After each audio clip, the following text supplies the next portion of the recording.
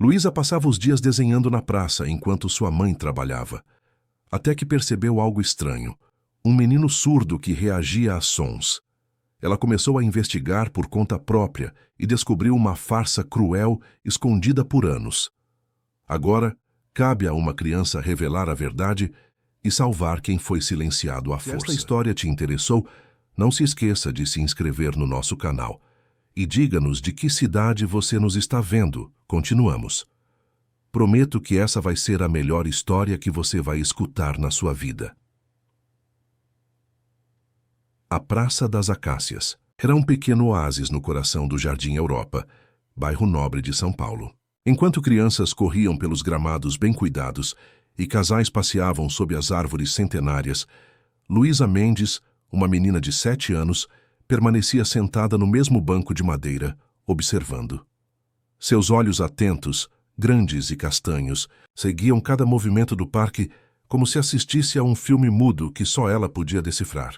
Dona Cleide, sua mãe, trabalhava como diarista na mansão dos Albuquerque, do outro lado da praça.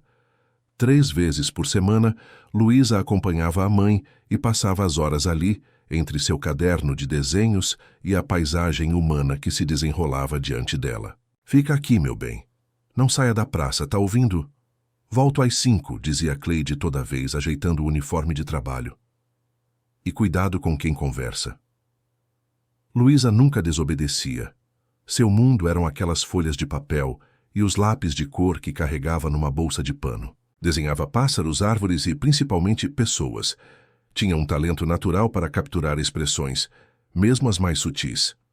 Naquela tarde de abril, com o céu de um azul profundo e a brisa suave balançando as folhas das acácias, Luísa notou algo diferente. Um menino de aproximadamente sua idade chegou acompanhado por uma mulher alta e severa. O garoto tinha cabelos escuros bem penteados, roupas impecáveis e um olhar distante. A mulher o conduzia pelo braço, guiando cada passo com precisão militar. "Vamos, Tiago, sente-se aqui", ordenou a mulher, posicionando-o em um banco próximo ao de Luísa. O menino obedeceu sem emitir um som.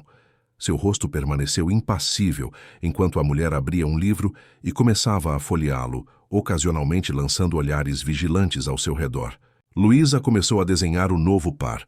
A postura rígida da mulher, o olhar perdido do menino. Estava tão concentrada que quase não percebeu o som distante da música do carrinho de sorvete entrando na praça. Foi então que aconteceu.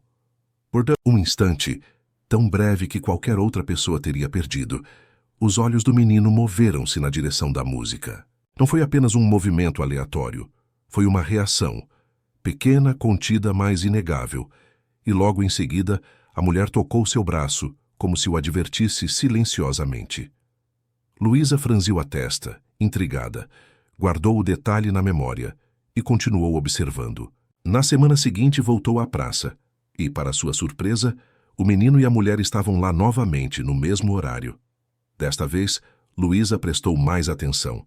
Não estava mais apenas desenhando, estava investigando. "Ele é o Tiago Albuquerque", informou uma senhora que alimentava os pombos. "Coitadinho, é surdo desde bebê. A Regina, a cuidadora dele, o traz aqui toda semana."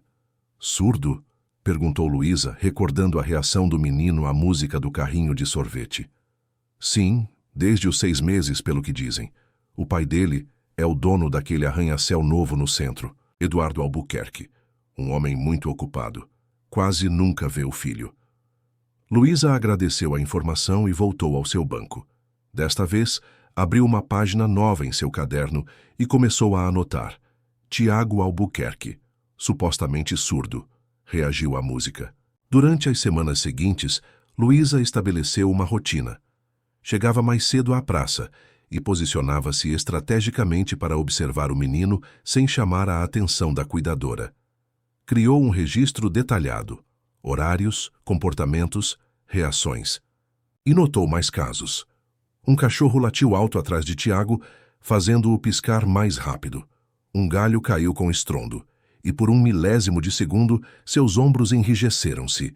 Pequenas reações, quase imperceptíveis, mas presentes.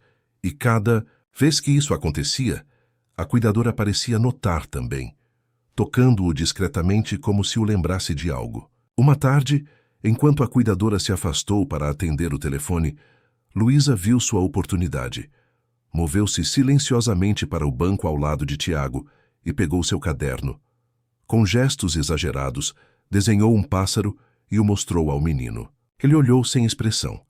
Luísa então imitou o canto do pássaro baixinho. Os olhos de Tiago encontraram os dela por um breve momento. Um olhar carregado de significado, mas rapidamente desviado quando a cuidadora voltou. Luísa retornou ao seu lugar, o coração acelerado. Tinha certeza agora. Tiago ouvia. Dias depois, escondida atrás de uma árvore, Luísa ouviu a cuidadora falando ao telefone. Sim, Sr. Vitor, está tudo sob controle. 5 anos já e nunca tivemos problemas. O menino sabe o que acontece se escorregar. Não, o pai não desconfia de nada. Está sempre viajando. O dinheiro foi depositado? Ótimo. O sangue de Luísa gelou. Sr. Vitor, 5 anos? Do que eles estavam falando? Quem era esse homem e por que pagava a cuidadora? O que aconteceria se Tiago escorregasse? Naquela noite, em sua pequena casa na periferia de São Paulo, Luísa não conseguiu dormir. Sentada à mesa da cozinha, enquanto sua mãe preparava o jantar, ela folheava seu caderno de anotações. Mãe, você conhece o menino da família onde você trabalha? O Tiago? Cleide parou de cortar os legumes e olhou para a filha com curiosidade. Conheço sim, mas não podemos falar dele, são regras da casa. Por que não? Porque a família é muito reservada, Luísa. O menino tem problemas de saúde. Ninguém deve incomodá-lo. Que tipo de problemas? Cleide hesitou. Ele não ouve, filha, e a dona da casa não gosta que falemos sobre isso. Agora deixe esse assunto de lado. Amanhã tenho folga e vamos visitar sua avó no Tatuapé. Luísa assentiu, mas sua mente continuava a trabalhar. Se sua mãe trabalhava na casa dos Albuquerque, talvez pudesse descobrir mais informações. No entanto, sabia que precisava ser cautelosa. Sua mãe precisava daquele emprego, e Luísa começava a suspeitar que havia algo perigoso acontecendo com Tiago. Naquela noite, em seu pequeno quarto, Luísa tomou uma decisão. Continuaria sua investigação, mas seria ainda mais cuidadosa. Algo lhe dizia que Tiago precisava de ajuda, e ela estava determinada a descobrir a verdade por trás daquele silêncio imposto. Do outro lado da cidade, na mansão dos Albuquerque, Tiago olhava pela janela de seu quarto. Regina havia trancado a porta, como sempre fazia à noite. O menino tocou o vidro frio e observou as luzes da cidade.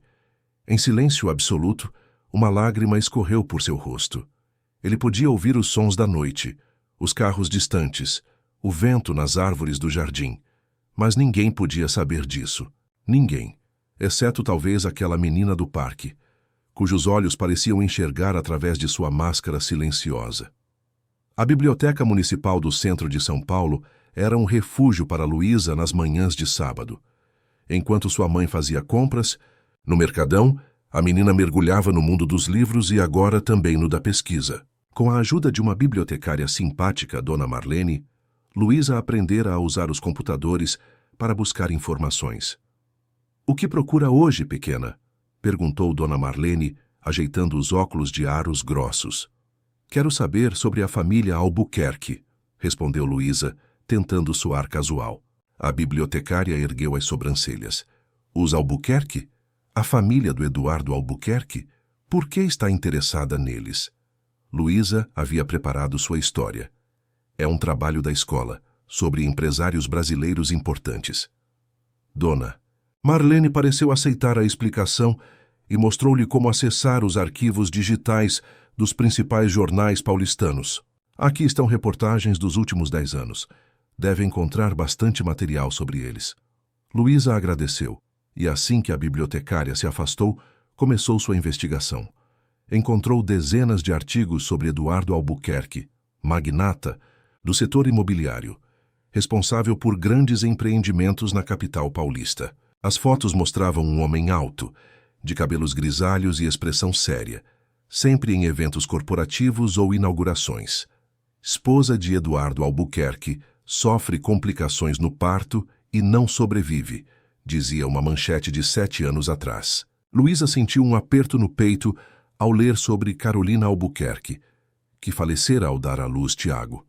Segundo a reportagem, Eduardo havia mergulhado em profundo luto, delegando o cuidado do filho a funcionários enquanto se dedicava integralmente aos negócios. Vítor Albuquerque assume gestão dos bens do sobrinho Tiago, informava outra notícia, datada de poucos meses após a tragédia. Luísa arregalou os olhos. Vítor, o mesmo nome que ouvira na conversa telefônica da cuidadora. A reportagem explicava que Vítor, primo distante de Eduardo, administrava o patrimônio destinado a Tiago, através de um acordo familiar. Continuando sua pesquisa, Luísa descobriu algo ainda mais intrigante. Um breve artigo sobre uma disputa judicial envolvendo o testamento de Carolina. Aparentemente, pouco antes de falecer, ela havia feito alterações no documento que determinava o futuro do patrimônio familiar. O artigo não fornecia detalhes, apenas mencionava que o caso havia sido resolvido amigavelmente. A menina anotou cada informação em seu caderno, sentindo-se como uma detetive juntando as peças de um quebra-cabeça. Um funcionário passou por ela e olhou com curiosidade para suas anotações, fazendo-a fechar rapidamente o caderno. No caminho de volta para casa, no ônibus lotado, Luísa refletia sobre suas descobertas. Por que um menino supostamente surdo reagia a sons? Por que sua cuidadora recebia dinheiro para garantir que ele não escorregasse? E qual seria a relação disso tudo com o tal Vítor, administrador do patrimônio? Durante a semana seguinte, Luísa intensificou suas observações. Criou um sistema de códigos em seu caderno, para não chamar a atenção caso alguém o visse. Desenhou pequenos símbolos representando diferentes reações de Tiago. Um triângulo para quando ele respondia a sons altos, um círculo para sons baixos, uma estrela para os momentos em que a cuidadora o advertia discretamente. Numa quinta-feira ensolarada, aconteceu o que Luísa esperava. Dona Cleide foi chamada para uma faxina extra na mansão dos Albuquerque, e Luísa conseguiu convencê-la a levá-la junto. Você fica na área de serviço e não sai de lá, entendeu? Advertiu sua mãe, enquanto subiam a imponente escadaria da entrada dos fundos. A dona Regina não gosta de crianças perto do menino. Luísa concordou fingindo desinteresse. Mas assim que sua mãe começou a trabalhar, a menina iniciou sua exploração cuidadosa da mansão. Ao passar por uma porta entreaberta, ouviu a voz de Regina ao telefone novamente. Sim, senhor Vítor. Não, nenhum problema. Os médicos continuam com a mesma avaliação. O menino mantém o comportamento esperado. Sim, continua administrando a medicação conforme instruído. Medicação? Que medicação seria essa? Luísa franziu a testa, tentando ouvir mais quando percebeu passos se aproximando. Rapidamente escondeu-se atrás de uma estátua de bronze no corredor. Regina saiu da sala, fechando a porta, e dirigiu-se ao andar superior. Luísa esperou alguns minutos e então aproximou-se da porta, abrindo-a com cuidado.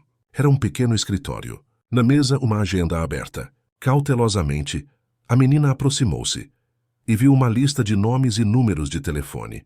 Entre eles destacava-se Doutora Marina Fontes, Neurologia Infantil, e, logo abaixo, Dr. Paulo Menezes, Otorrinolaringologia. Luísa rapidamente anotou os nomes em seu caderno, quando ouviu um ruído no corredor. Escondeu-se sob a mesa, o coração batendo acelerado. A porta abriu-se e alguém entrou. Não Regina, mas outra pessoa. Pés masculinos com sapatos caros atravessaram a sala e pararam diante da mesa. Luísa prendeu a respiração, temendo ser descoberta. Alô, Vítor. É o Eduardo. Acabo de chegar de Brasília. Sim, devo ficar apenas hoje. Volto para a capital amanhã. Não terei tempo de ver o Tiago. Tenho uma reunião importante. Sim, confio totalmente em você para cuidar de tudo. Como estão os novos investimentos? Excelente. Era o pai de Tiago. Luísa mal podia acreditar em sua sorte. Ou azar, dependendo da perspectiva, já que estava presa debaixo da mesa enquanto ele falava ao telefone. A conversa prosseguiu por alguns minutos, toda relacionada a negócios.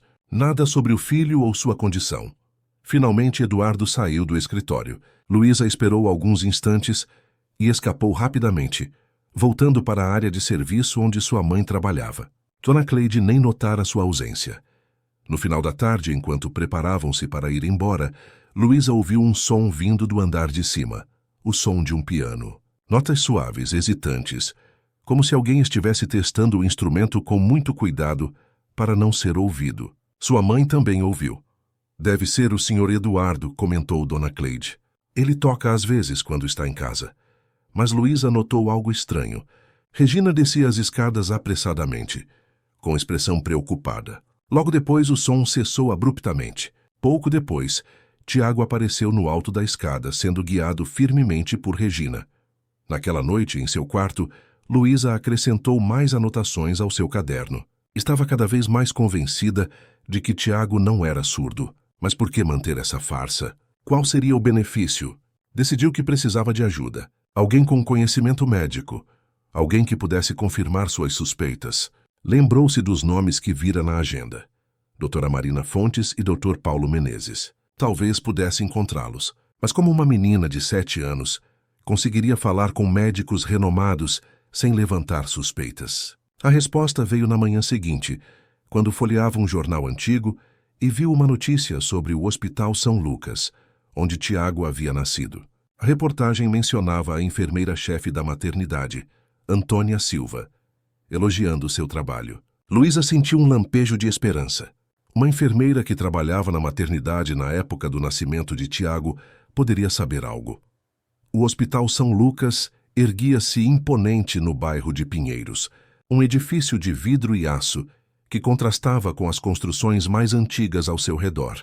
Luísa olhou para o prédio com determinação, apertando a alça de sua mochila, onde guardava o precioso caderno de anotações. Havia convencido sua mãe de que precisava fazer uma pesquisa escolar sobre profissões da saúde, e Dona Cleide, orgulhosa do interesse acadêmico da filha, permitiu que ela visitasse o hospital, acompanhada de tia Jussara, uma vizinha enfermeira que trabalhava no pronto-socorro infantil do São Lucas. Lembre-se, Luísa, você tem apenas 1 hora até o final do meu turno, advertiu Jussara enquanto passavam pela recepção. Fique na biblioteca médica, como combinamos. Não quero você perambulando por aí. Luísa assentiu obedientemente. Mas assim que tia Jussara desapareceu no elevador, dirigiu-se ao balcão de informações. Bom dia, disse ela, esticando-se para ver por cima do balcão. Estou procurando a enfermeira Antônia Silva. É para um trabalho da escola. A recepcionista, uma mulher de meia-idade com expressão cansada, olhou para ela com desconfiança. Antônia Silva não trabalha mais aqui, menina. Aposentou-se há uns 2 anos. O coração de Luísa afundou. A senhora sabe onde posso encontrá-la?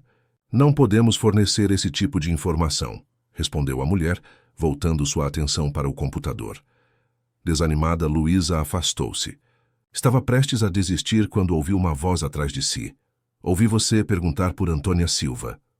Virando-se, Luísa deparou-se com uma senhora de cabelos grisalhos e uniforme de enfermeira. Seu crachá identificava-a como Conceição Oliveira, enfermagem obstétrica. Conheço Antônia muito bem, continuou a senhora. Trabalhamos juntas por mais de 20 anos. Por que a procura? Luísa hesitou, mas algo no olhar gentil da enfermeira a encorajou. É para um trabalho sobre crianças com deficiência auditiva. Soube que ela cuidou de um caso especial há alguns anos. Conceição olhou ao redor, como se verificasse se alguém as observava. Venha comigo, disse em voz baixa, guiando Luísa para uma pequena sala de descanso vazia. Você está falando do bebê Albuquerque, não está? Perguntou diretamente assim que fechou a porta. Luísa arregalou os olhos, surpresa com a percepção da enfermeira. Assentiu lentamente. Conceição suspirou profundamente. Por que uma criança da sua idade está interessada nesse caso? É algo que me incomoda há anos, mas nunca pude falar sobre isso. Eu conheço o Tiago, admitiu Luísa, decidindo arriscar, e acho que ele não é surdo de verdade. A enfermeira empalideceu. Sentou-se lentamente em uma cadeira próxima. Como você sabe disso? Quem te mandou aqui? Ninguém me mandou. Eu observei ele na praça. Ele reage a sons. Tenho certeza disso. Conceição olhou fixamente para Luísa por alguns instantes, como se avaliasse sua sinceridade. Finalmente falou em voz baixa. Antônia e eu estávamos no parto. Foi difícil. A mãe teve complicações, mas o bebê nasceu perfeitamente saudável. Lembro-me claramente. Ele tinha um choro forte, reagia a sons. Se assustava com ruídos mais altos. Um bebê completamente normal. Então, quando ele ficou surdo? Esse é o ponto, criança. Ele nunca deveria ter ficado surdo. Conceição fez uma pausa escolhendo as palavras. Depois que a mãe não resistiu, houve um momento de confusão no hospital. O pai estava em choque, a equipe médica tentando salvá-la. Nesse intervalo, Dona Berenice, a antiga governanta da família que criara Carolina desde pequena, ficou sozinha com o bebê por algum tempo. Dona Berenice? Quem era ela? Era como uma mãe para Carolina Albuquerque. E é mãe de Vitor Albuquerque. Luísa sentiu um arrepio. O primo que administra o patrimônio do Tiago. Conceição ergueu as sobrancelhas impressionada. Você fez sua lição de casa, menina. Sim, esse mesmo. Quando voltamos ao berçário, não notamos nada de errado imediatamente. Mas semanas depois, começaram a surgir relatórios médicos indicando perda auditiva progressiva. Achei estranho. Mas quem iria questionar os especialistas contratados pela família? A senhora acha que algo aconteceu naquele período em que o bebê ficou sozinho com a Dona Berenice? A enfermeira hesitou. Não tenho provas, mas sempre desconfiei, especialmente porque... Conceição parou abruptamente quando a porta se abriu. Uma enfermeira mais jovem colocou a cabeça para dentro. Conceição, estão te chamando na maternidade. Já estou indo, respondeu, esperando a colega sair. Virou-se para Luísa. Preciso ir, mas se você realmente quer saber mais, Antônia pode ajudar. Ela se aposentou, mas continua morando aqui perto, na Vila Madalena. Tem uma pequena loja de artesanato na rua Aspicuelta. Luísa anotou o endereço rapidamente. Antes de sair, Conceição segurou seu braço. Tenha cuidado, menina. Se o que suspeitamos for verdade, isso envolve pessoas poderosas e muito dinheiro. Não confie em ninguém facilmente. No dia seguinte, um sábado ensolarado, Luísa convenceu sua mãe a levá-la à feira de artesanato da Vila Madalena. Enquanto Dona Cleide admirava cerâmicas em uma barraca, a menina escorregou discretamente e dirigiu-se à rua Aspicuelta. A loja Artes da Antônia era pequena, mas acolhedora, com vitrines coloridas exibindo peças de cerâmica e tapeçaria. Ao entrar, Luísa foi recebida pelo som suave de uma música brasileira e o cheiro de café fresco. Atrás do balcão, uma senhora de aparência serena organizava alguns bordados. Seus cabelos brancos estavam presos em um coque simples e seus olhos emoldurados por rugas de expressão transmitiam gentileza. Posso ajudar, pequena? Perguntou olhando por cima dos óculos de leitura. A senhora é Antônia Silva? A enfermeira que trabalhava no Hospital São Lucas? A expressão da mulher mudou, tornando-se mais cautelosa. Sou eu mesma. E você quem é? Meu nome é Luísa Mendes. Falei com a enfermeira Conceição ontem. É sobre Tiago Albuquerque. Antônia empalideceu. Rapidamente, levantou-se e virou a plaquinha da porta para fechado, trancando-a em seguida. Venha comigo, disse, guiando Luísa para uma sala nos fundos da loja. O espaço era aconchegante, com uma pequena mesa, poltronas e estantes, cheias de livros e fotografias. Antônia indicou que Luísa se sentasse e serviu um copo de suco de laranja para ela. Agora me conte tudo, pediu, sentando-se na poltrona oposta. Como uma menina da sua idade se envolveu nesse assunto? Luísa respirou fundo e começou a relatar suas observações, as reações de Tiago aos sons, a conversa telefônica de Regina, suas descobertas sobre Vitor Albuquerque e o testamento. Enquanto falava, tirou seu caderno e mostrou suas anotações meticulosas. Antônia escutou atentamente, seu rosto alternando entre surpresa, tristeza e indignação. Quando Luísa terminou, a ex-enfermeira permaneceu em silêncio por alguns instantes, como se processasse tudo. Você é uma menina extraordinária, Luísa, disse finalmente, e muito corajosa. O que descobriu é exatamente o que eu e Conceição suspeitávamos há anos, mas nunca conseguimos provar. Então a senhora acha mesmo que Tiago não é surdo? Tenho certeza que não nasceu surdo, afirmou Antônia. Como Conceição deve ter contado, o bebê era perfeitamente saudável. Respondia a estímulos sonoros normalmente, e então, após ficar sozinho com Dona Berenice, tudo mudou. O que a senhora acha que aconteceu naquele momento? Antônia hesitou medindo suas palavras. Não posso acusar ninguém sem provas. Mas sei que na semana seguinte, Berenice trouxe o bebê para um check-up e insistiu que ele não estava respondendo bem a sons. Os médicos não encontraram nada de errado inicialmente, mas ela persistiu. Eventualmente consultaram especialistas, todos escolhidos por ela, que começaram a documentar uma suposta perda auditiva progressiva. E ninguém desconfiou? Eduardo Albuquerque estava devastado com a perda da esposa. Mal conseguia olhar para o filho. Confiou totalmente em Berenice, que sempre fora como uma mãe para Carolina. Quando o diagnóstico de surdez foi confirmado, ele simplesmente aceitou. Luísa franziu a testa. Mas por que alguém faria isso com um bebê? Qual seria o motivo? Antônia levantou-se e foi até uma gaveta de onde retirou uma pasta amarelada. Veja isso, disse entregando a Luísa um recorte de jornal. Consegui guardar quando trabalhava no hospital. Era uma pequena nota em uma coluna social de 7 anos atrás. Carolina Albuquerque, dias antes de dar à luz, confidenciou a amigos próximos que havia feito mudanças significativas em seu testamento. Quero garantir que meu filho tenha controle total de sua herança quando crescer, teria dito a jovem herdeira, que faleceu tragicamente durante o parto na semana passada. Luísa olhou para Antônia confusa. Não entendo. O que isso tem a ver? O testamento original de Carolina, feito quando ela se casou com Eduardo, estabelecia que caso algo acontecesse a ela, sua fortuna pessoal, que era significativa, vinda de sua família, seria administrada por Berenice até que Tiago completasse 18 anos. Mas aparentemente, pouco antes de dar à luz, Carolina fez alterações. E quais eram essas alterações? Nunca soube ao certo, mas ouvi rumores de que ela removeu Berenice do controle dos bens. E há outra coisa... Antônia hesitou. O testamento também previa que, se Tiago não sobrevivesse ou fosse declarado incapaz antes dos 18 anos, a fortuna passaria integralmente para o parente mais próximo de Carolina. Vitor, sussurrou Luísa, sentindo um calafrio. O filho de Berenice, exatamente. Então, se Tiago fosse considerado deficiente e surdo, ele seria declarado incapaz de administrar a fortuna? Não apenas surdo, explicou Antônia. A surdez sozinha não seria suficiente, mas um diagnóstico mais severo, como o que ele acabou recebendo, deficiência auditiva profunda associada a atrasos cognitivos, sim, isso poderia ser usado para declarar incapacidade legal. Luísa sentiu seu estômago revirar.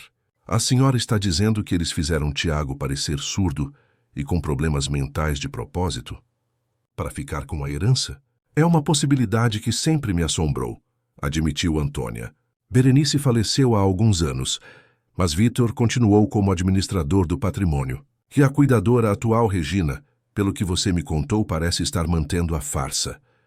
Luísa olhou para suas anotações, uma nova determinação surgindo. Precisamos ajudar o Tiago. Precisamos contar ao pai dele. Não será fácil, advertiu Antônia. Eduardo raramente está em São Paulo, e mesmo quando está, mantém-se isolado. Além disso, precisaríamos de provas concretas. Sua palavra contra a de médicos renomados e a de um parente próximo não seria suficiente. E se conseguíssemos que o próprio Tiago falasse? Se ele admitisse que houve e que foi ensinado a fingir? Antônia ponderou. Seria arriscado para ele. Quem sabe o que foi dito a esse pobre menino ao longo dos anos? Que ameaças foram feitas? Crianças podem ser facilmente manipuladas através do medo. Luísa lembrou-se da expressão de Tiago quando piscou 2 vezes para ela, uma mistura de esperança e terror. Precisamos de ajuda, disse Antônia finalmente. Conheço alguém que pode nos ajudar. Uma médica que trabalhou comigo no São Lucas, doutora Fernanda Correia. Ela é otorrinolaringologista e especialista em audiologia infantil. Talvez ela possa realizar exames independentes em Tiago, sem o conhecimento de Regina ou Vitor. Como faríamos isso? Não sei ainda, admitiu Antônia, mas é um começo. Vou entrar em contato com ela e explicar a situação. Nesse momento, o celular de Luísa tocou. Era sua mãe, preocupada com seu desaparecimento na feira. Preciso ir, disse a menina, levantando-se apressadamente. Mas voltarei amanhã, se a senhora permitir. Antônia sorriu, segurando as mãos de Luísa. Você é uma criança muito especial, sabia? Corajosa e observadora, Tiago tem sorte de ter você como amiga. Ainda não somos amigos de verdade, respondeu Luísa, mas espero que possamos ser um dia em que ele possa falar e ouvir livremente. Enquanto voltava para encontrar sua mãe, Luísa sentia o peso da responsabilidade sobre seus pequenos ombros. Estava envolvida em algo muito maior do que imaginara inicialmente. Algo que envolvia dinheiro, poder e a liberdade de um menino preso em um silêncio forçado. Mas agora não estava mais sozinha. Tinha aliados e, mais importante, tinha a confirmação de que suas suspeitas estavam corretas. Tiago precisava de ajuda e ela estava determinada a fornecê-la, não importa o quão perigoso fosse o caminho à frente. A chuva fina que caía sobre São Paulo não impediu Luísa de voltar à Praça das Acácias naquela segunda-feira. Sob um guarda-chuva colorido, ela sentou-se em seu banco habitual, seu caderno protegido dentro de uma pasta plástica. Ao seu lado, discretamente posicionada, estava a doutora Fernanda Correia, a otorrinolaringologista indicada por Antônia. Lembre-se, disse a médica em voz baixa, precisamos ser extremamente cautelosas. Observar a distância é nosso objetivo hoje. Luísa assentiu, sentindo a tensão do momento. Nos 2 dias anteriores, havia se reunido com Antônia e doutora Fernanda para elaborar um plano. A médica, uma mulher de 40 e poucos anos com postura firme e olhos perspicazes, ouvira a história com crescente indignação profissional. Simular deficiência em uma criança não é apenas antiético, é criminoso, afirmara ela. Se isso for verdade, precisamos documentar tudo meticulosamente antes de apresentar as evidências às autoridades. Regina e Tiago chegaram pontualmente às 3 horas, como sempre. Mesmo sob a garoa, mantiveram a rotina. A cuidadora armou um guarda-chuva grande sobre o banco e abriu seu livro habitual, enquanto o menino sentava-se obedientemente ao seu lado, olhando para o nada. Observe a postura dele, murmurou doutora Fernanda. Há algo ensaiado nos movimentos, como se estivesse seguindo um roteiro mental. Durante a hora seguinte, a médica analisou cada reação mínima de Tiago aos sons do ambiente. O som distante de uma ambulância, o latido de um cachorro, o barulho de crianças brincando. Com discrição, ela fez anotações em seu próprio caderno, ocasionalmente trocando olhares significativos com Luísa. Ele definitivamente responde a estímulos sonoros, concluiu finalmente. As reações são sutis, mas consistentes. Micromovimentos oculares, tensão momentânea dos músculos faciais, alterações na respiração. Um verdadeiro deficiente auditivo profundo não demonstraria esse padrão. E agora? Perguntou Luísa, ansiosa. Agora precisamos de contato direto. Precisamos que ele confirme nossas suspeitas, de forma que possamos documentar. Naquela noite, reunidas no apartamento de doutora Fernanda, em Moema, as 3 conspiradoras aprimoraram seu plano. Antônia trouxe consigo uma pasta com documentos antigos do hospital. Cópias que havia guardado secretamente ao longo dos anos, movida por sua desconfiança. Aqui estão os primeiros exames de Tiago, explicou, espalhando os papéis sobre a mesa. Note que, inicialmente, não havia nenhuma indicação de problemas auditivos. Então, repentinamente, começam a surgir relatórios indicando perda progressiva, todos assinados pelo mesmo médico, Dr. Ricardo Meirelles. Doutora Fernanda examinou os documentos com atenção. Conheço Meirelles. Trabalha principalmente com pacientes particulares de alto poder aquisitivo. Nunca gostei muito de seus métodos, mas ele tem reputação impecável no círculo social da elite paulistana. Consegui. Também uma cópia do laudo que declarou Tiago, oficialmente como portador de deficiência auditiva profunda, com comprometimento cognitivo associado. Continuou Antônia, mostrando outro documento. Foi este diagnóstico que permitiu a Vítor assumir a administração legal de todos os bens do menino. Luísa olhava para os papéis, tentando entender a terminologia médica. Como eles conseguiram fingir todos esses exames? Há várias possibilidades, respondeu doutora Fernanda pensativamente. Exames adulterados, resultados manipulados, até mesmo medicações que podem temporariamente simular sintomas de perda auditiva. Lembro-me de um caso na literatura médica, onde gotas anestésicas foram usadas nos ouvidos de uma criança antes de exames audiométricos, causando falsos resultados. Regina mencionou que administra medicação a Tiago, lembrou. Luísa, ouvi ela falando ao telefone. Precisamos descobrir que medicação é essa, disse doutora Fernanda. E mais importante, precisamos estabelecer comunicação direta com Tiago, longe dos olhos de Regina. Após horas de discussão, chegaram a um plano. Luísa seria a ponte para contato inicial, usando seu caderno como meio de comunicação. Doutora Fernanda prepararia um teste auditivo simples, disfarçado de brincadeira. E Antônia usaria seus contatos no Hospital São Lucas para investigar mais sobre o histórico médico oficial de Tiago. Na quarta-feira, o clima estava perfeito para a execução do plano. Sol brilhante, brisa suave, a praça repleta de crianças brincando. Distração ideal para Regina. Luísa chegou cedo e posicionou-se estrategicamente em um banco mais próximo ao que Tiago e Regina costumavam ocupar. Em seu caderno, havia preparado uma série de desenhos com mensagens escondidas, cada um representando uma etapa do plano. Quando eles chegaram, Luísa começou sua abordagem cuidadosa.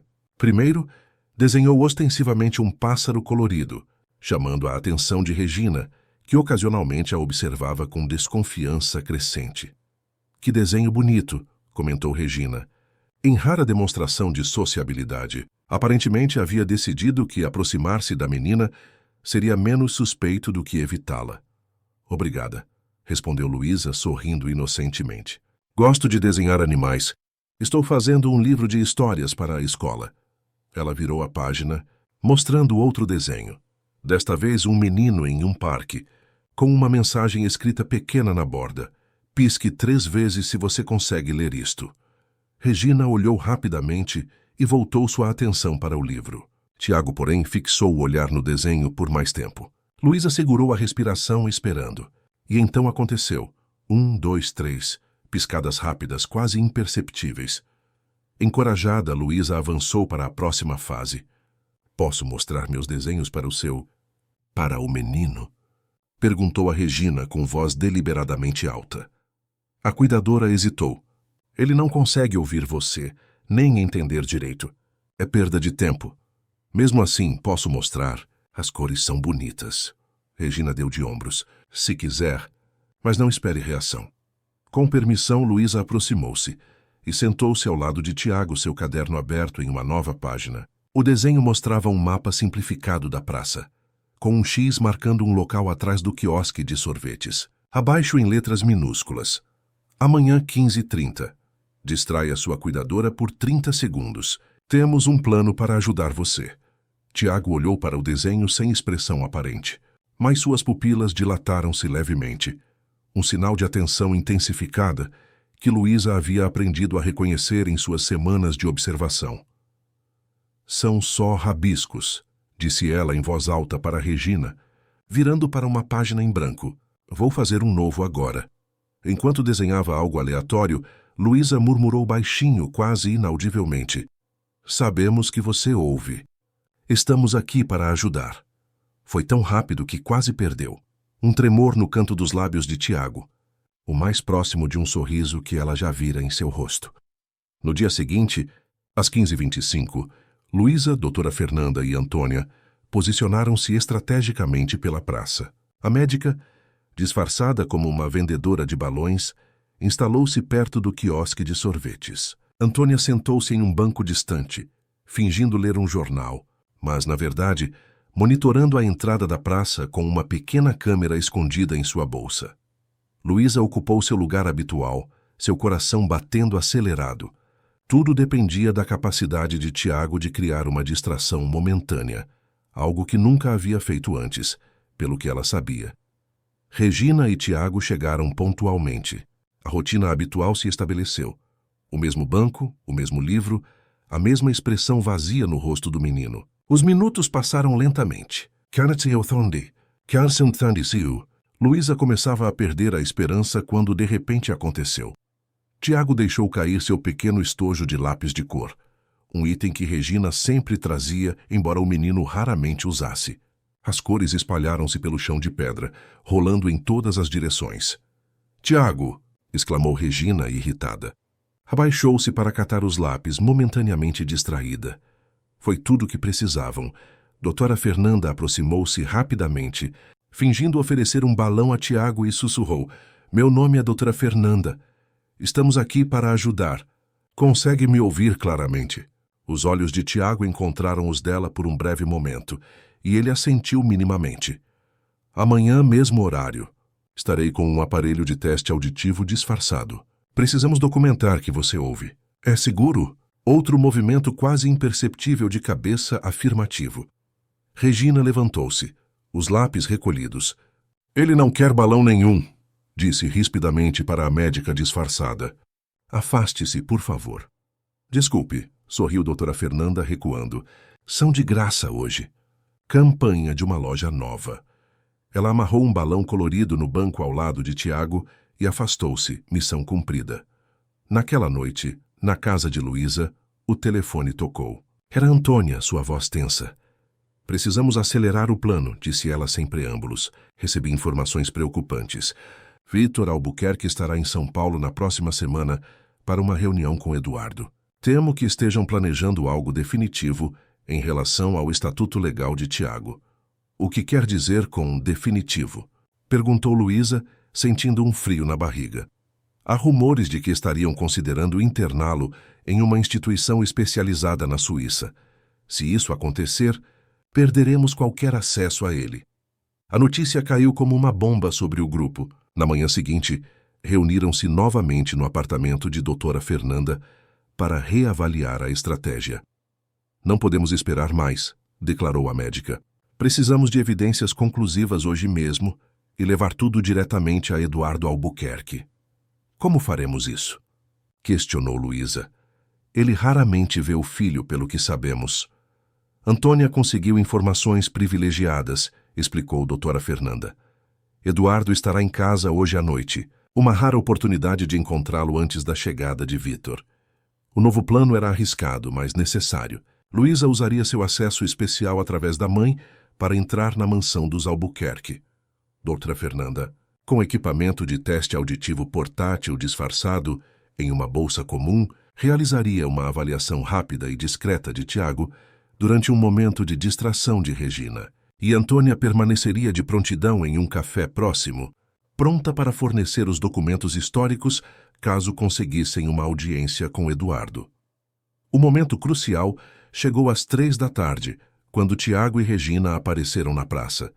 Desta vez, Luísa não se aproximou imediatamente. Esperou até que doutora Fernanda, agora disfarçada como fotógrafa casual, pudesse posicionar-se estrategicamente.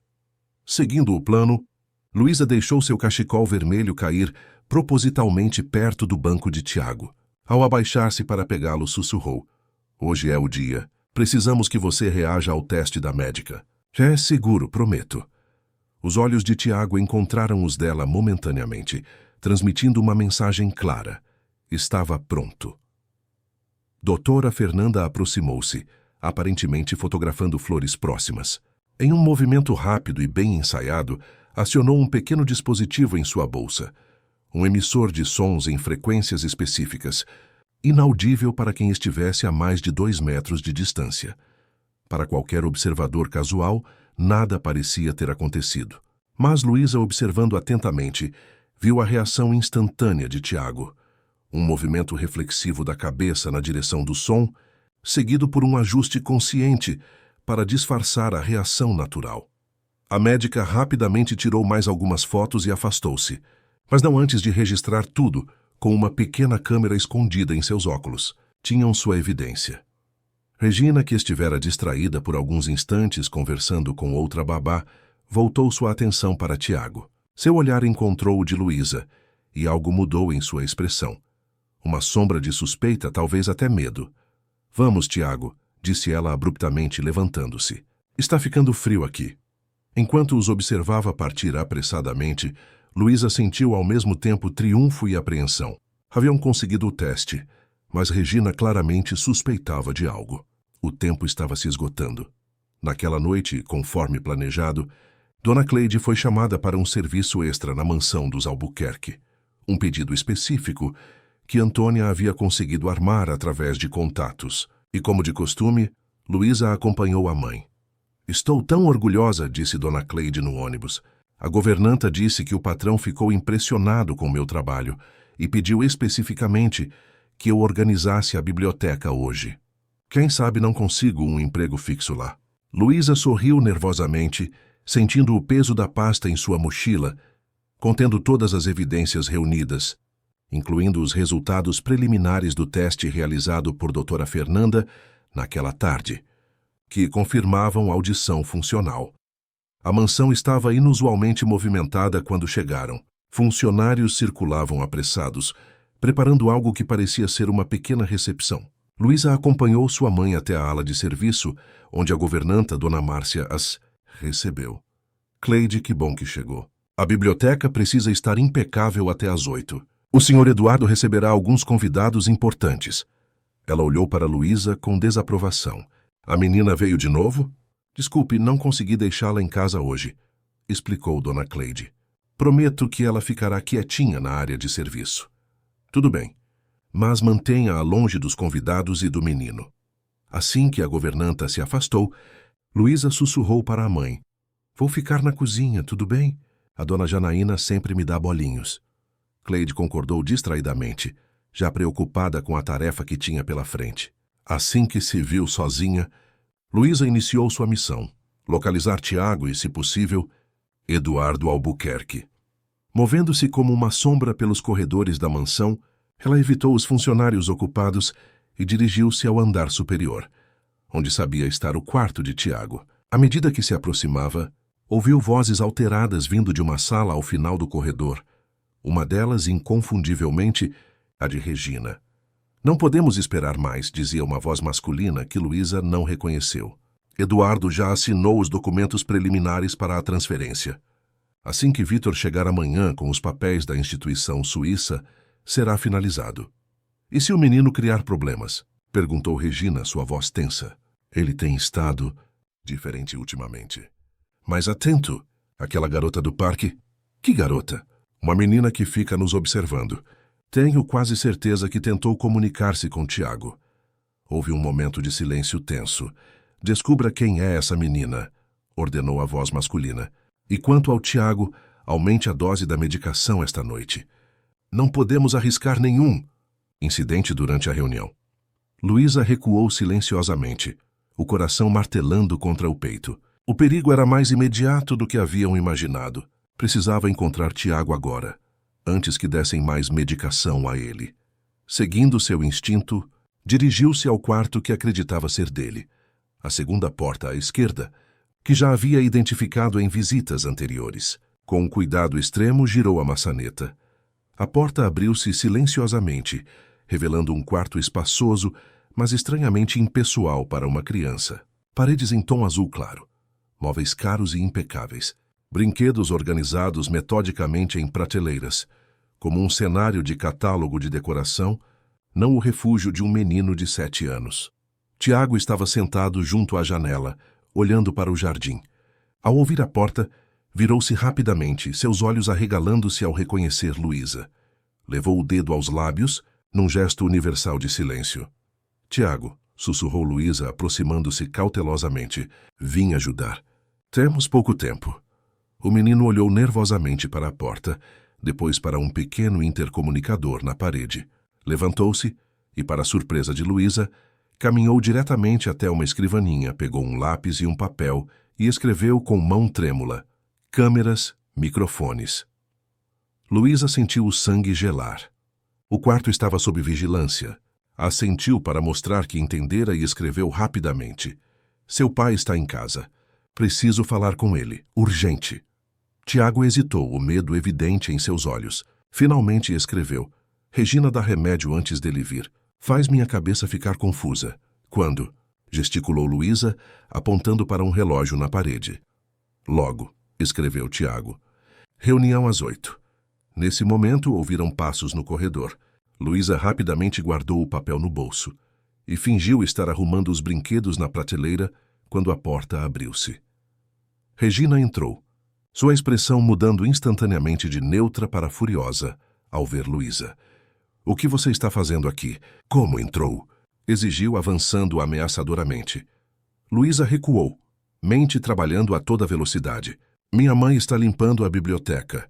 A governanta pediu para eu trazer estas toalhas limpas.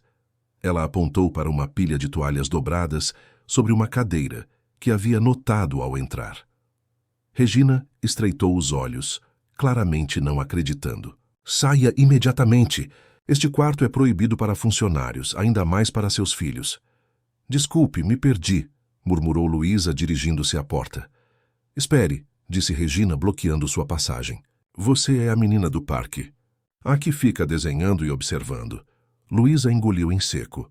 Eu só gosto de desenhar pessoas. Deixe-me ver sua mochila, exigiu Regina, estendendo a mão. Não tem nada aí, protestou Luísa, recuando. Só meus cadernos de escola. Mostre-me, insistiu Regina, sua voz elevando-se. Nesse momento, algo inesperado aconteceu. Tiago, até então imóvel como uma estátua, derrubou deliberadamente uma jarra de água que estava sobre sua mesa. O barulho do vidro quebrando no piso de mármore ecoou pelo quarto, fazendo Regina virar-se instintivamente. Foi toda a distração que Luísa precisava. Escorregou para o corredor e correu o mais silenciosamente que pôde, ouvindo os gritos furiosos de Regina atrás de si. Virou em um corredor, depois em outro, buscando as escadas, mas a mansão era um labirinto de portas e passagens. Finalmente, encontrou-se em um amplo corredor que não reconhecia. Ao fundo, vozes masculinas conversavam em tom sério. Aproximou-se cautelosamente e viu uma porta entreaberta, revelando o que parecia ser um escritório elegante. Não entendo por que essa pressa repentina com a internação, dizia uma voz que Luísa reconheceu dos jornais televisivos. Eduardo Albuquerque. Tiago está estável há anos. Por que enviá-lo para a Suíça agora? Eduardo, já discutimos isso, respondeu outra voz suave e persuasiva. A instituição de Zurique é a melhor do mundo para casos como o dele. E você mesmo disse que quer se dedicar mais aos novos projetos em Brasília. Com Tiago lá, sob cuidados especializados, você teria mais liberdade. Talvez? A voz de Eduardo soava incerta, cansada. Você sempre cuidou dos interesses dele melhor que eu, Vitor. Desde que Carolina nos deixou. Vitor? Luísa congelou. Vitor Albuquerque estava ali. A reunião que deveria acontecer apenas no dia seguinte estava ocorrendo agora. É o melhor para todos, continuou Vitor. Os médicos concordam que o desenvolvimento dele atingiu um platô. Na Suíça, com tratamento intensivo, quem sabe? Era agora ou nunca. Enchendo-se de coragem, Luísa bateu na porta do escritório. As vozes silenciaram, passos aproximaram-se, e a porta abriu-se completamente, revelando um homem alto de cabelos grisalhos, Eduardo Albuquerque, exatamente como nas fotos dos jornais, embora com linhas de cansaço mais profundas no rosto. Quem é você? Perguntou surpreso ao ver uma criança. Meu nome é Luísa Mendes, senhor, respondeu ela, tentando controlar o tremor na voz. Minha mãe trabalha aqui como diarista. Preciso falar com o senhor sobre seu filho, Tiago. Eduardo franziu a testa, confuso. Atrás dele, Luísa pôde ver um homem mais jovem, de terno impecável e expressão calculadamente neutra. Vitor Albuquerque, presumiu. O que uma criança teria a dizer sobre meu filho? Questionou Eduardo. Algo muito importante, senhor. Algo que o senhor precisa saber antes de mandá-lo para a Suíça. A expressão de Vitor endureceu. Ele adiantou-se. Eduardo, esta é obviamente alguma brincadeira. Vou chamar a segurança para levá-la de volta à área de serviço. Por favor, implorou Luísa, tirando rapidamente seu caderno da mochila. Só me dê 5 minutos. Tenho provas. Seu filho não é surdo, senhor Albuquerque. Nunca foi. O silêncio que seguiu foi absoluto. Eduardo olhou para ela como se tivesse sido esbofeteado. Vitor empalideceu visivelmente antes de forçar uma risada. Que absurdo é esse? Eduardo, não dê ouvidos a essa... 5 minutos, decidiu Eduardo, ignorando o primo. Entre. Luísa foi conduzida ao escritório, sentindo o olhar furioso de Vitor queimando suas costas. A sala era impressionante. Paredes cobertas de livros, uma escrivaninha de madeira maciça, janelas amplas com vista para os jardins iluminados. Eduardo indicou uma cadeira e sentou-se atrás da mesa. Agora explique-se, menina. O que quer dizer com meu filho não ser surdo? Luísa respirou fundo e começou a contar tudo. Suas observações na praça, as reações de Tiago aos sons, A conversa telefônica de Regina, suas descobertas sobre o testamento, o encontro com Antônia e Conceição, o teste com doutora Fernanda. Enquanto falava, abriu seu caderno de anotações, mostrando páginas e páginas de observações meticulosas. Eduardo escutava com crescente perplexidade. Vítor, por outro lado, ficava mais agitado a cada revelação. Isso é ridículo, interrompeu ele quando Luísa mencionou as suspeitas sobre a manipulação dos diagnósticos. É a palavra de uma criança e algumas enfermeiras aposentadas contra anos de avaliações médicas profissionais. Eduardo, você não pode levar isso a sério. Por que não? Respondeu Eduardo, sua voz adquirindo uma nova firmeza. Ao contrário de mim, esta menina realmente observou meu filho. Passou tempo com ele. E quanto a isso, continuou Luísa, tirando da mochila a pasta que doutora Fernanda havia preparado. São os resultados preliminares de um teste auditivo realizado hoje mesmo. A doutora Fernanda Correia, especialista em audiologia infantil, confirmou que seu filho responde a estímulos sonoros de maneira consistente, com audição normal. Eduardo pegou os documentos, examinando-os atentamente. Como vocês conseguiram fazer um teste sem o conhecimento de Regina? Foi na praça disfarçado de brincadeira, explicou Luísa. Tiago cooperou. Ele sabe o que está acontecendo, senhor. Ele entende tudo. O rosto de Eduardo transformou-se com uma emoção que Luísa não conseguiu nomear. Uma mistura de esperança, dor e uma fúria crescente. Se o que diz é verdade, começou ele, voltando-se para Vítor. É claro que não é verdade. Explodiu Vítor, perdendo a compostura. Esta garota está inventando histórias absurdas. Provavelmente é algum esquema para extorquir dinheiro. Não quero dinheiro nenhum, protestou Luísa. Só quero que Tiago seja livre. Livre para falar, ouvir, viver normalmente. Eduardo levantou-se abruptamente. Vou ver meu filho, agora. Eduardo, seja razoável, tentou Vítor, colocando-se entre o primo e a porta. Tiago já está medicado para dormir. Os médicos recomendam não perturbar sua rotina. Saia da minha frente, Vítor, ordenou Eduardo, sua voz perigosamente calma. Vou ver meu filho imediatamente. O confronto foi interrompido por uma batida urgente na porta. A governanta entrou ofegante. Senhor Eduardo! Regina e o menino Tiago. Eles sumiram. O quê? Eduardo empalideceu. A segurança acabou de me informar. Regina saiu pelos fundos com Tiago há 15 minutos. Entraram em um carro preto que os esperava na rua lateral. Eduardo virou-se para Vítor, que parecia tão surpreso quanto ele. Você sabia disso? Claro que não, defendeu-se Vítor. Por que Regina faria algo assim sem autorização?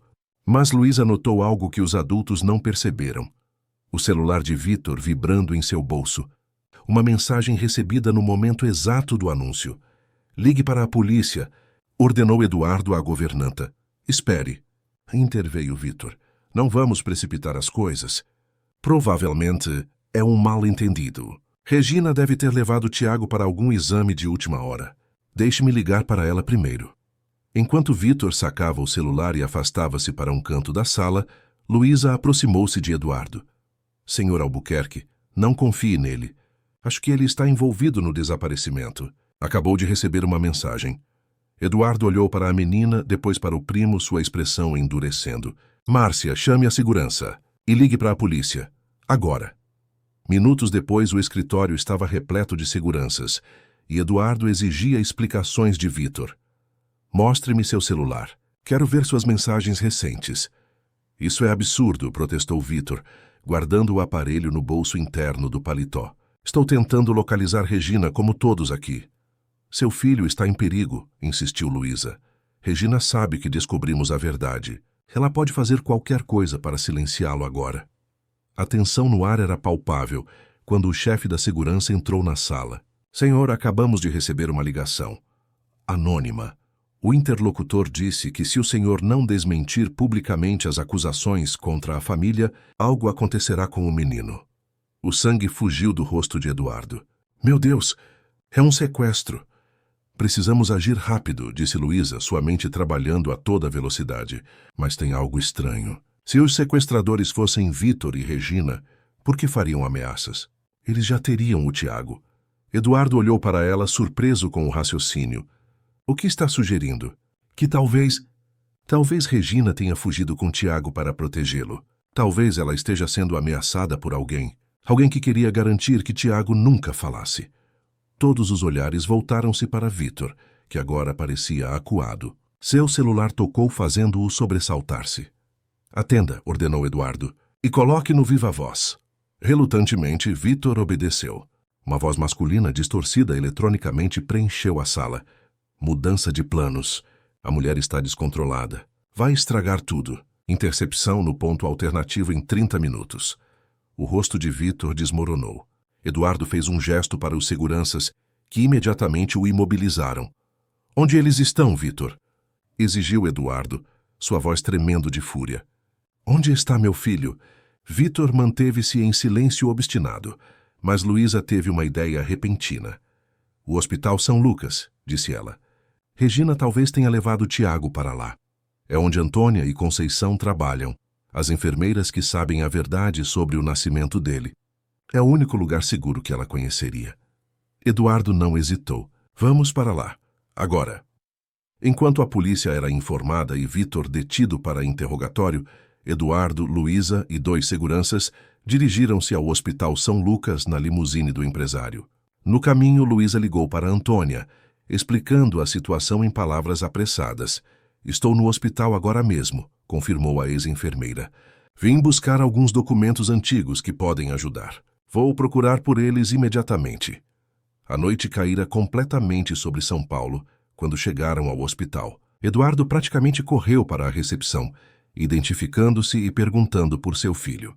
Ninguém havia visto um menino com a descrição de Tiago. "Talvez eles não tenham entrado pela recepção principal", sugeriu Luísa.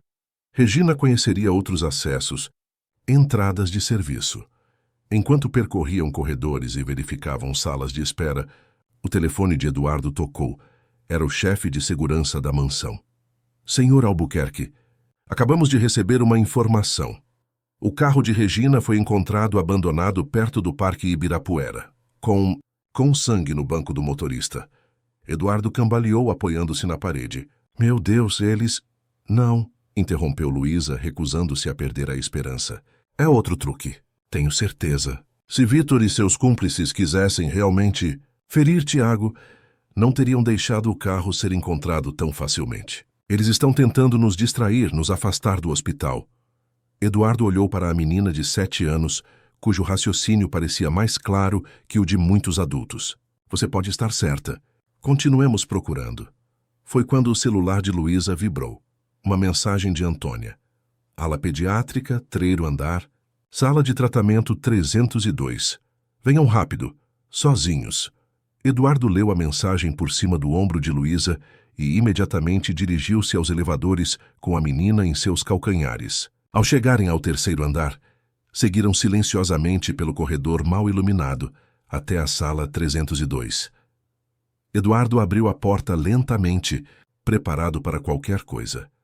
A cena que os recebeu fez ambos congelarem no lugar.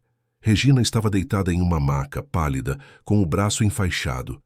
Antônia cuidava dela, verificando sua pressão arterial. E em uma cadeira próxima, encolhido, mas consciente, estava Tiago.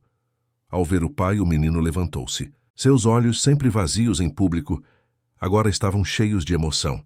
Seus lábios tremeram, formando sons hesitantes, como quem tenta lembrar como usar músculos há muito tempo adormecidos. "Papai", disse Tiago, sua voz rouca, mal usada, mas inconfundivelmente real. Foi a primeira palavra que Eduardo ouviu seu filho dizer em 7 anos. O tempo pareceu congelar naquela pequena sala de hospital. Eduardo permaneceu imóvel, como se tivesse sido atingido por um raio. Seus olhos fixos no filho encheram-se de lágrimas.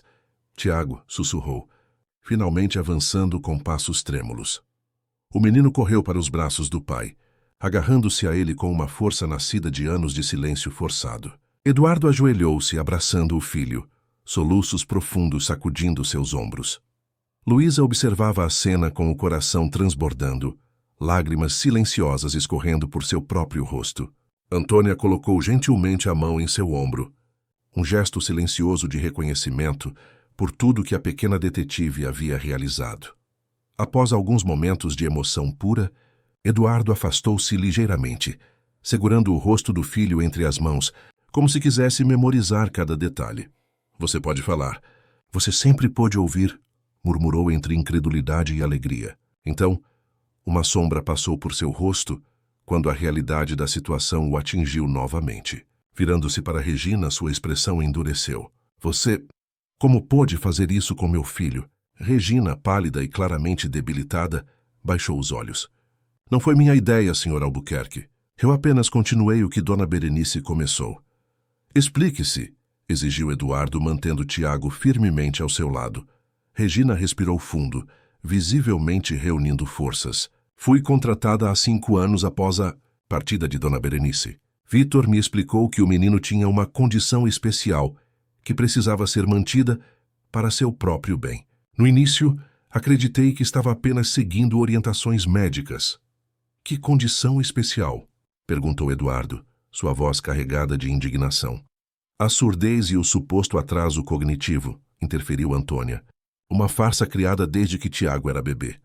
Regina assentiu lentamente. Com o tempo, comecei a perceber que algo estava errado. Tiago claramente reagia a sons, compreendia tudo ao seu redor, mas quando questionei Vitor, ela hesitou. Ele me ameaçou.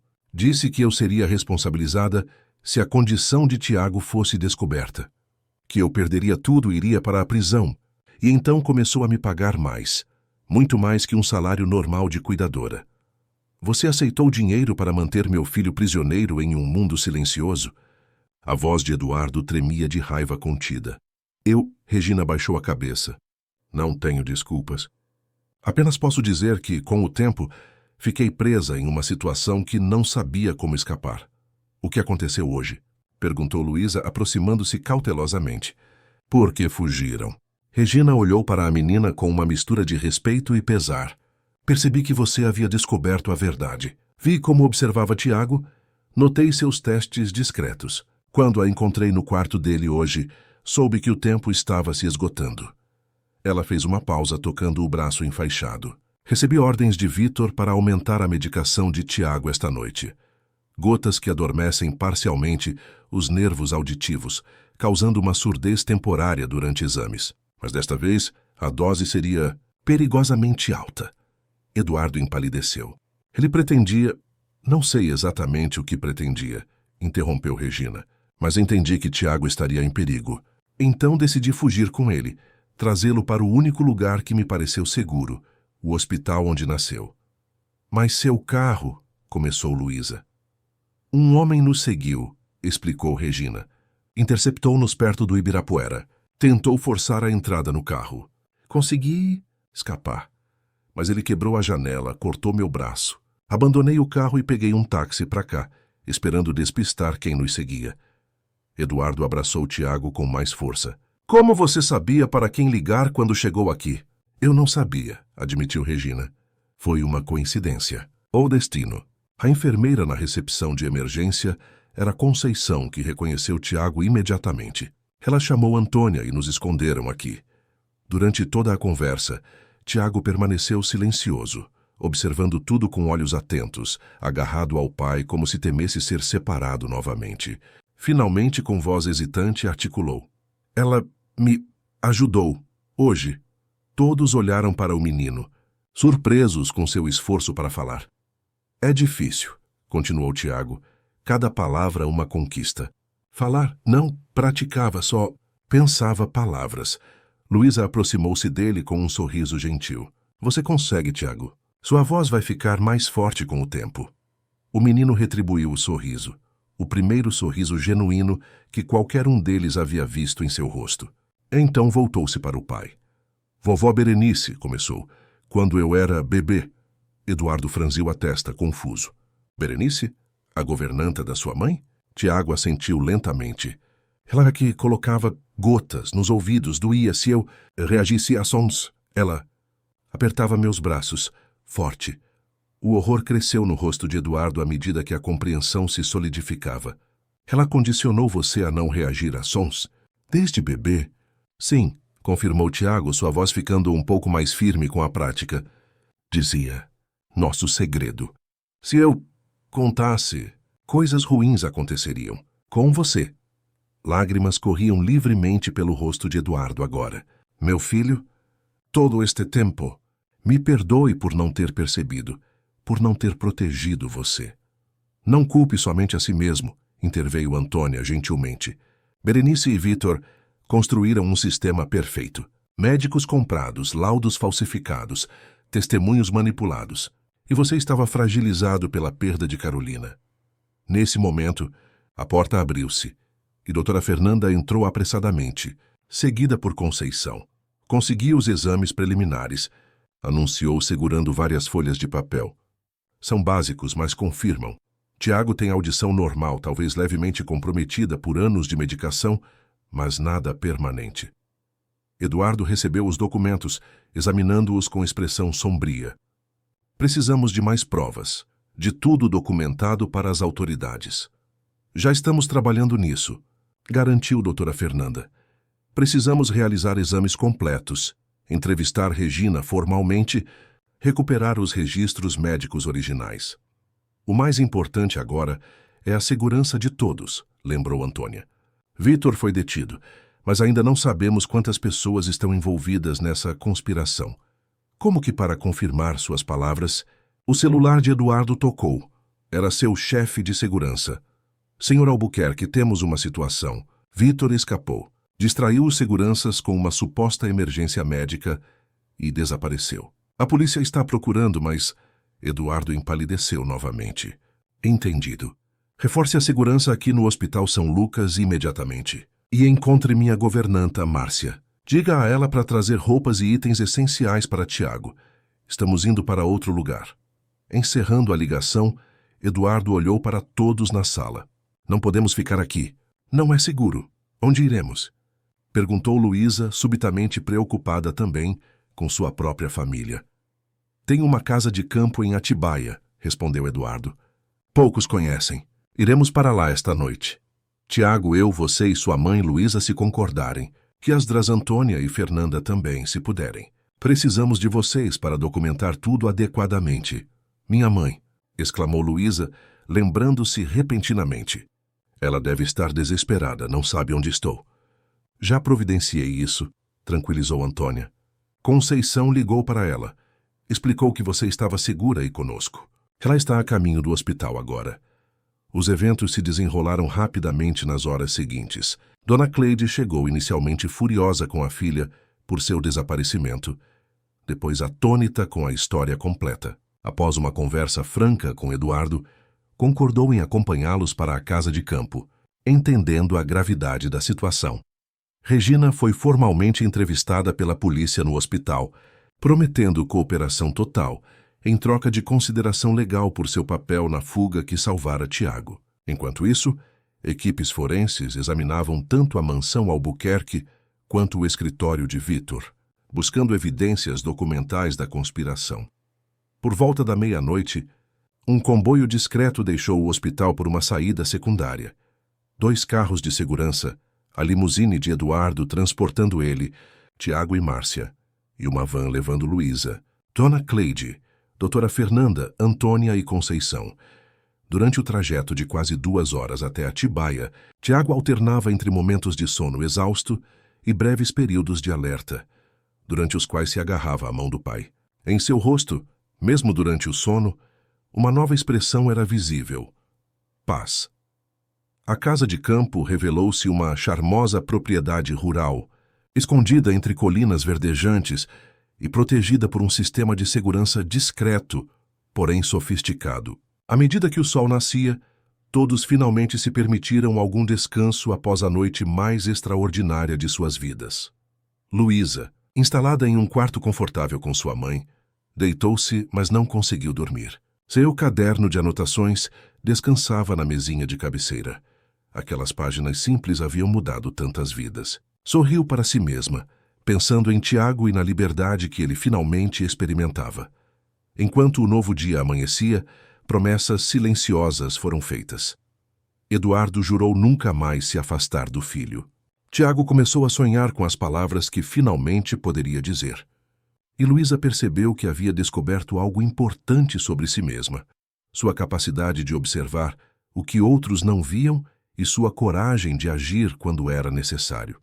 No entanto, ninguém naquela casa pacífica poderia prever que a história ainda não havia terminado. A conspiração que haviam desvendado era apenas a ponta de um iceberg muito maior, cujas profundezas obscuras logo seriam forçadas à luz. Na tarde seguinte, enquanto Eduardo organizava com seus advogados os próximos passos legais por videoconferência, e doutora Fernanda realizava exames detalhados em Tiago para documentar sua condição real, o noticiário na televisão da sala interrompeu a programação normal. Notícia de última hora. Vitor Albuquerque, primo do empresário Eduardo Albuquerque e administrador de um dos maiores fundos imobiliários do país, foi detido há poucos minutos, tentando embarcar em um jato particular no aeroporto de Viracopos. Fontes policiais informam que ele é suspeito de fraude, falsificação de documentos médicos e outros crimes relacionados à herança do filho de Eduardo. Em uma reviravolta surpreendente, documentos encontrados em seu notebook revelam conexões com outros casos similares em famílias abastadas do país. Todos na sala congelaram. Luísa, que brincava de desenhar com Tiago em um canto, sentiu um arrepio percorrer sua espinha.